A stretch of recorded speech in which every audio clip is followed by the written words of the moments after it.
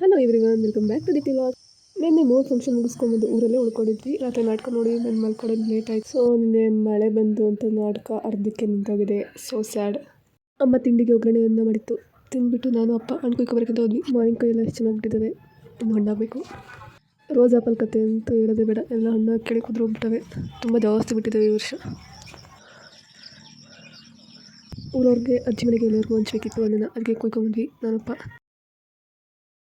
ಹಣ್ಣನ್ನು ಬ್ಯಾಗ್ ತುಂಬ್ಕೊಂಡು ಹೊರಟೆ ಕೊಡೋಕ್ಕೆ ಅಂತ. ಆಮೇಲೆ ಫ್ರೀ ಇದ್ವಲ್ಲ ಅಂತ ಅಜ್ಜಿ ಊರಿಗೆ ಕೊಟ್ಬರಕ್ಕೆ ಅಂತ ಹೋದ್ವಿ.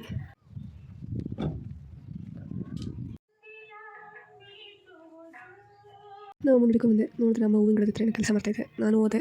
ಅವಾಗ ಸಿಕ್ತು ನೋಡಿ ನನಗೆ ನುಗ್ಗೆಕಾಯಿ. ಎಷ್ಟು ಮಂಗಳೂರು ನುಗ್ಗೆಕಾಯಿ ಇದು, ಎಷ್ಟು ಉದ್ದ ಐತೆ. ನಮ್ಮ ಊರಲ್ಲಿ ಬಸವ ಜಯಂತಿ ಹಬ್ಬ ಗ್ರ್ಯಾಂಡಾಗಿ ಮಾಡ್ತಾರೆ. ಸೊ ದೇವ್ರ ಉತ್ಸವ ಎಲ್ಲ ಇವತ್ತು ಮುಗಿದು ದೇವ್ರನ್ನ ಒಳಗಡೆ ಕರ್ಕೊಂಡು ಹೋಗೋಕ್ಕೆ ಅಂತ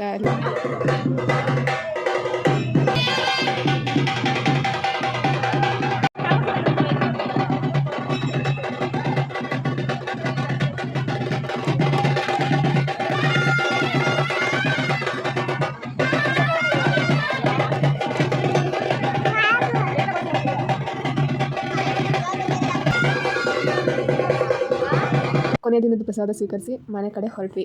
ಸೊ ಇದಾಗಿತ್ತು ಇವತ್ತಿನ ಮಿನಿ ವ್ಲಾಗ್. ಸೊ ವಿಡಿಯೋ ಇಷ್ಟ ಆಗಿದೆ ಲೈಕ್ ಮಾಡಿ, ಶೇರ್ ಮಾಡಿ, ಸಬ್ಸ್ಕ್ರೈಬ್ ಮಾಡಿ ಮಾತ್ರ ಮರಿಬೇಡಿ. ಮತ್ತೆ ಮುಂದಿನ ಸಿಗ್ತೀನಿ. ಎಲ್ಲರಿಗೂ take care, bye bye. Thank you for watching.